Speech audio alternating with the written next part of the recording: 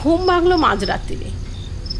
একবার বাথরুমে যেতে হবে ভেবে উঠতে যাবে, কিন্তু তার শরীরের খুব কাছে কার যেন নিঃশ্বাসের আওয়াজ পেল,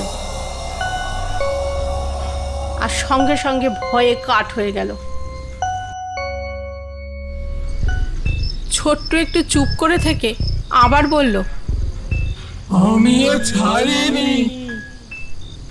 অনেক বছর অপেক্ষার পরে এই জলেই ওকে ডুবিয়ে মেরেছি, ঠিক একই ভাবে প্রতিশোধ নিলাম।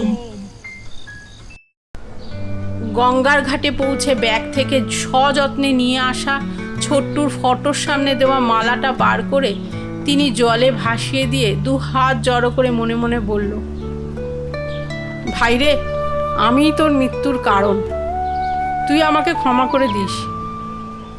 যেখানে থাকিস ভালো থাকিস।